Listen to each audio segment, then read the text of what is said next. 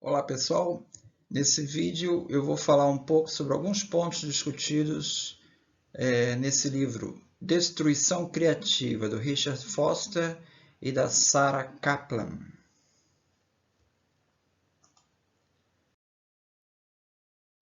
Bom, ele começa a chamar a atenção, que se você observa o gráfico das maiores empresas desse índice do Standard & Poor's, você repara que há 80 anos atrás, cada empresa, em média, permanecia na lista por volta de 50 anos. Em 1988, a média de permanência caiu para apenas 10 anos. Então, há um rodízio muito grande das empresas. Das 500 empresas da Standard & Poor's, 500 dessa lista, das 500 maiores, em 1957, apenas 74 permaneceram na lista em 97. Tá? Em 1917, a Forbes também lançou sua lista das 100 maiores empresas dos Estados Unidos, a Forbes 100. Tá? Na lista de 87, restaram 39 empresas. Tá? Então, esse é um dado que mostra que está havendo um rodízio muito grande, cada vez mais rápido. As mudanças tecnológicas estão sendo cada vez mais rápidas. Peter Drucker, na década de 90, já chamava atenção para essa era da descontinuidade. Tá? Então, numa era de descontinuidade, a demora em mudar pode ser decisiva para a empresa. Tá? A empresa Sterling Drug, ela vendia aspirina nos Estados Unidos, que era licenciada da Bayer. Ela recusou-se a lançar a versão do Panadol, que era baseado no novo medicamento paracetamol, para não canibalizar as vendas da aspirina. Ela tinha muito faturamento com a aspirina e não queria lançar um novo produto. Resultado, ela perdeu o mercado para Johnson & Johnson, que lançou o Tylenol com enorme sucesso. Em 1988, a Sterling Drug foi vendida para a Kodak. Esse é o grande dilema do inovador. É um tema que é explorado também no livro do Clayton Christensen. Quando as empresas se recusam a canibalizar seus próprios produtos, elas estão operando na ilusão de que, se não lançarem um produto novo, ninguém mais vai lançar. Assim, os preços continuarão protegidos. O problema desse argumento é que você tem novos concorrentes. A gente viu lá no gráfico da Standard & Poor's que cada vez mais os novos eles se aproveitam dessas oportunidades. Se a empresa tem medo para tomar decisões, o mercado não tem medo. Para alcançar o sucesso, as empresas precisam mudar os seus modelos mentais, que é isso que o livro vai trazer, e trazer uma mentalidade de mercado para dentro da empresa. Aqui um exemplo de uma empresa que soube fazer essa transição. A L'Oréal, em 1986, ela lançou um creme lipossoma da marca Lancôme, tá? Para esconder as rugas. O pote do produto custava $50.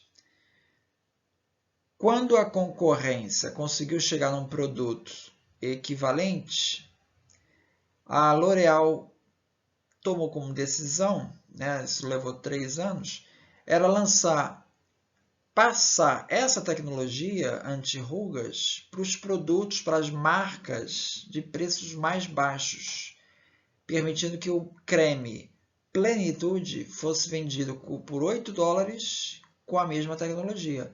Então, a tecnologia que foi lançada num produto top de primeira linha, depois de um tempo, é absorvido para um produto considerado preço mais acessível, outra marca.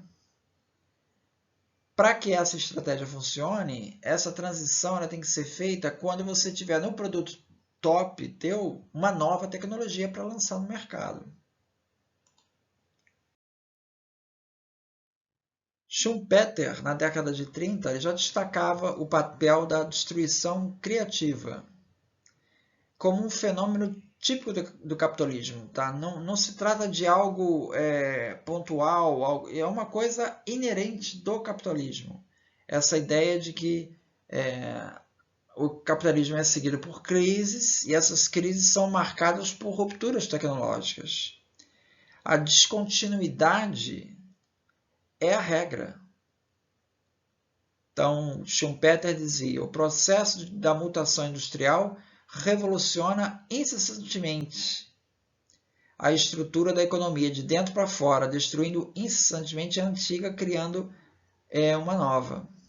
Esse processo de destruição criativa é o fato essencial do capitalismo. É nisso que o capitalismo consiste e no que cada preocupação do capitalista deve se concentrar.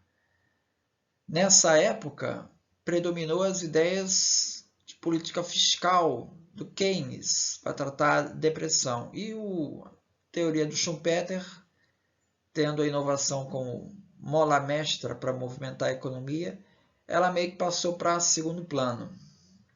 Hoje, a destruição criativa ela está mais presente do que nunca. Os gráficos do Standard & Poor's mostram isso. Né? Então, o autor, o Foster, fala que é a hora da gente retomar o Schumpeter, porque nós estamos vivendo uma época em que a velocidade de mudança estava cada vez maior, e não aquela estabilidade que você consegue com o planejamento de Estado das políticas keynesianas.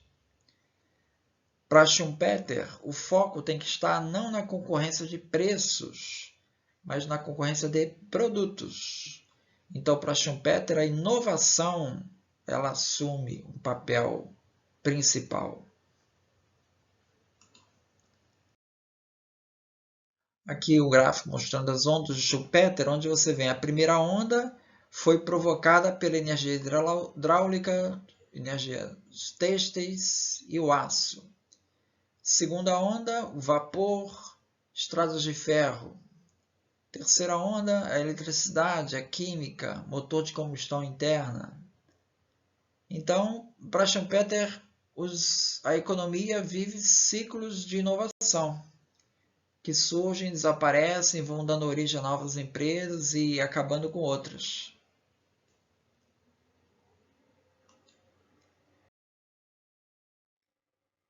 Então, Foster, ele tema todo do livro vai ser esse, ou seja, como você se preparar para essa inovação, como você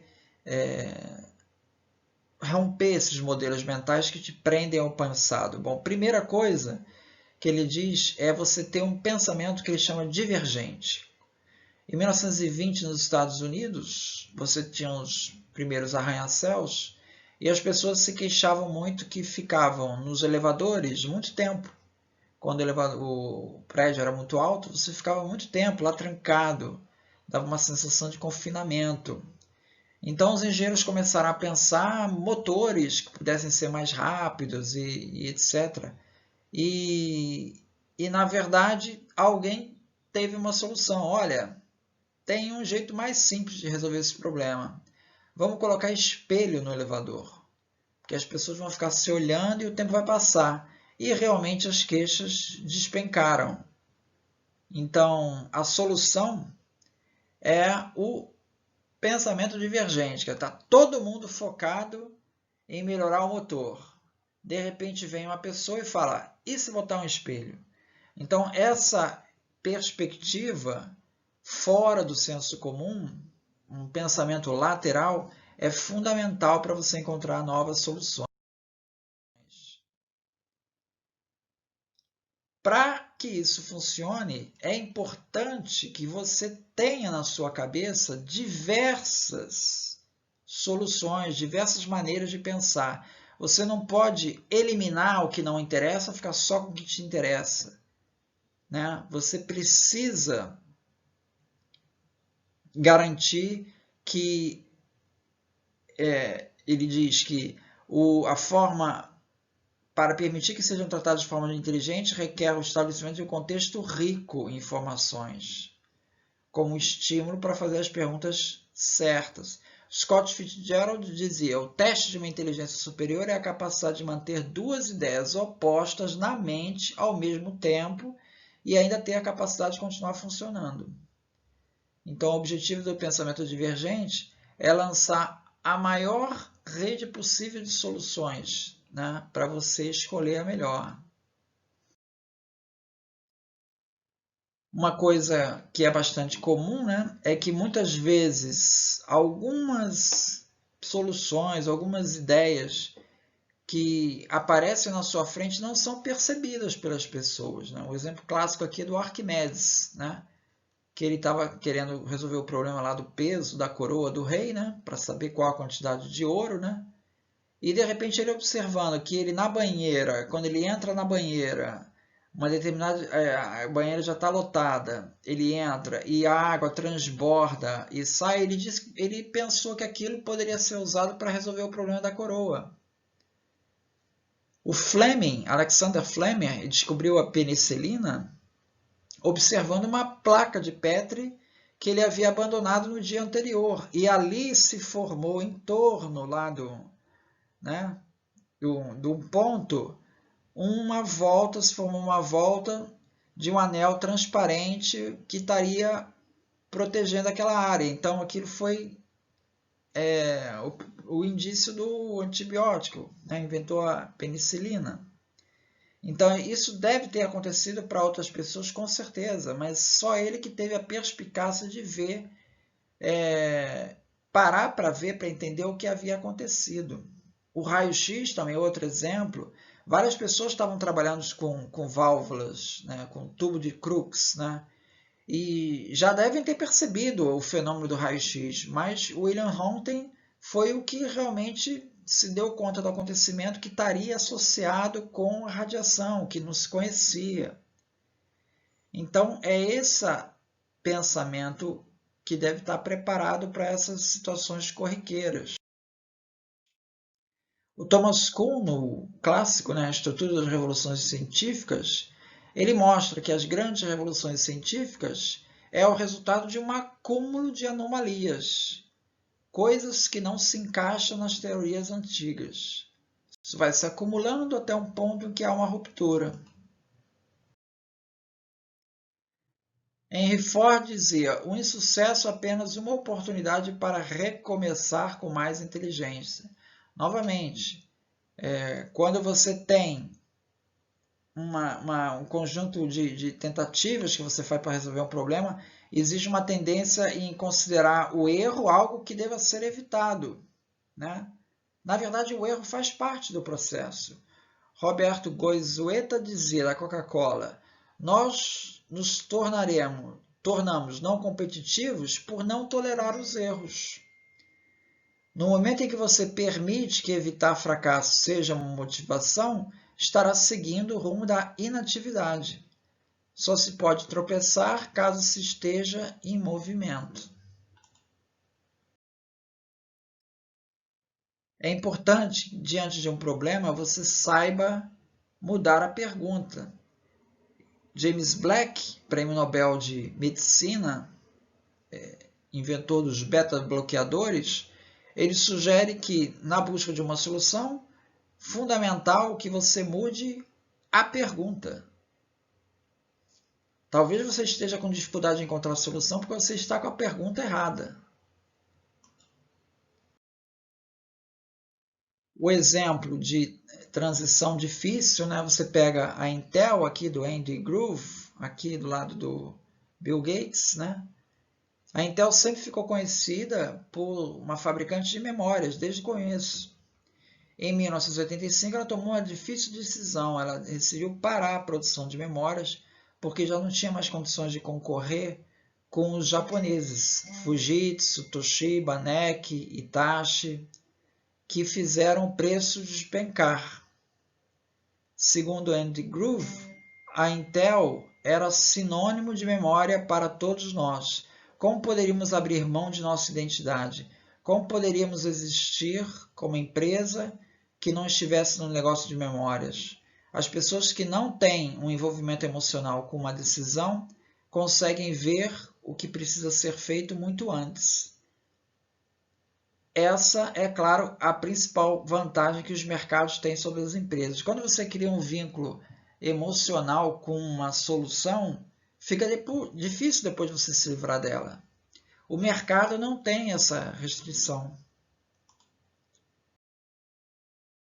A dificuldade não está nas novas ideias, mas em escapar das velhas ideias que ramificam em todos os recantos das nossas mentes de pessoas criadas como a maioria que nós fomos. O ato da descoberta tem um aspecto perturbador e construtivo. Talvez por isso que as pessoas, de modo geral, elas fujam da descoberta. A inovação seja tão, as pessoas sejam tão resistentes à inovação, porque ela nos faz sair das nossas certezas.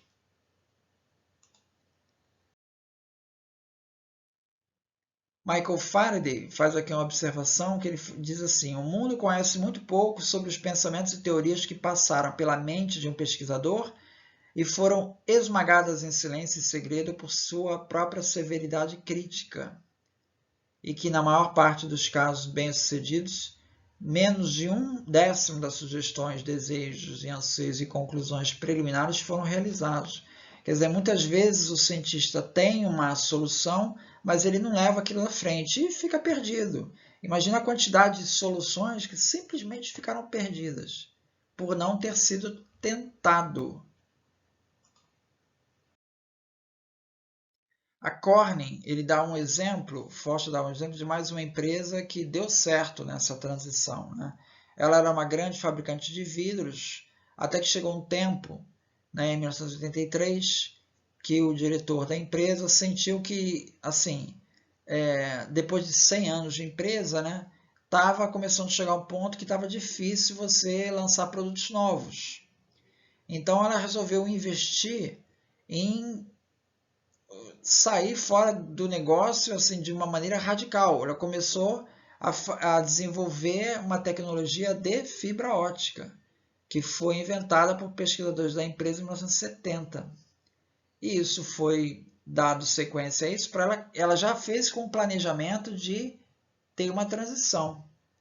E em 1993, a empresa foi escolhida pela AT&T para fornecer acopladores de fibra ótica para os seus sistemas de telecomunicações submarino. Então a empresa ela se planejou para essa descontinuidade. O Foster faz uma observação, então ele está marcando essa diferença entre reações pessoais de uma empresa e reações pró-inovação do mercado.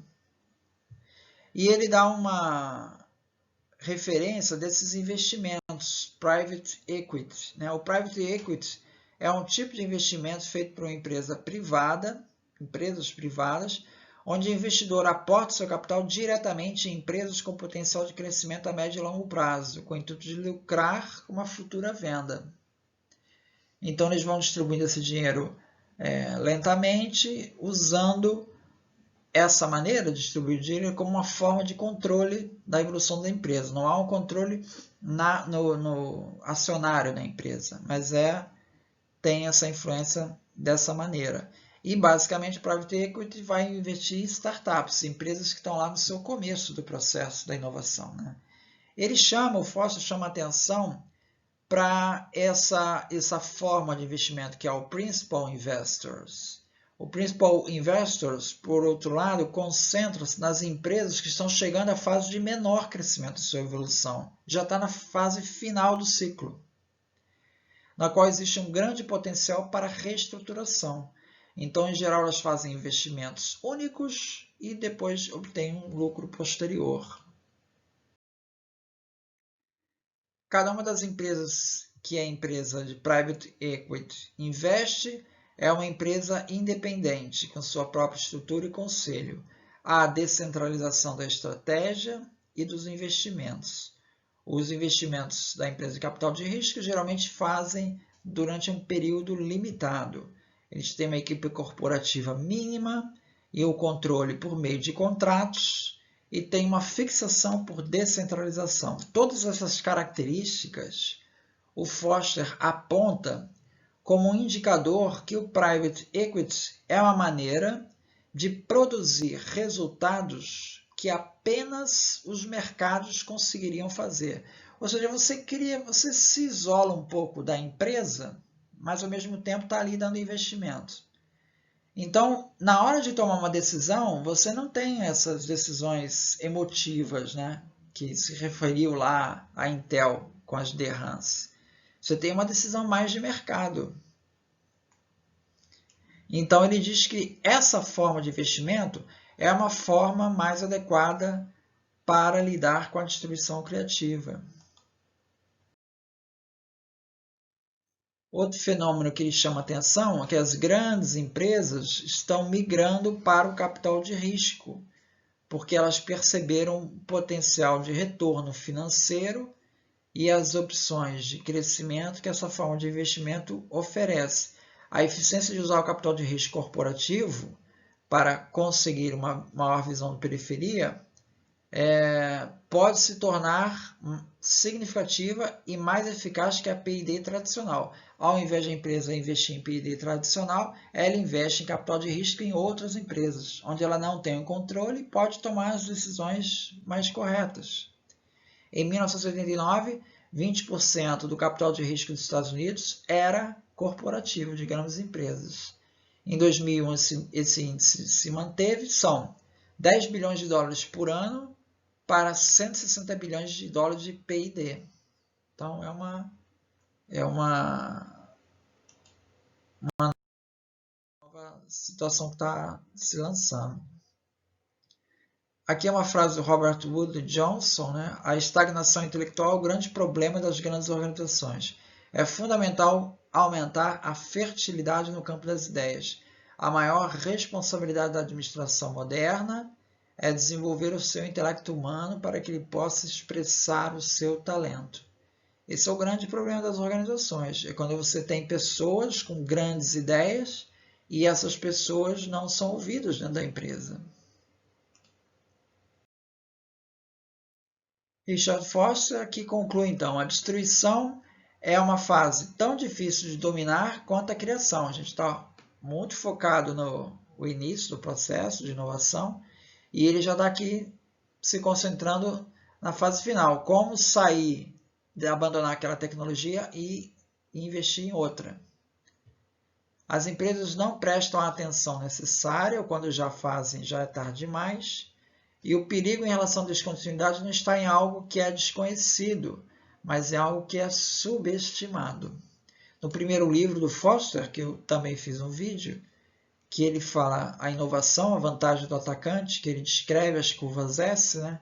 Ele vai exatamente tratar dessa questão. Como é que você identifica esses ciclos? E esse livro aqui, ele está voltado para o ciclo final, que é como lidar com a destruição criativo.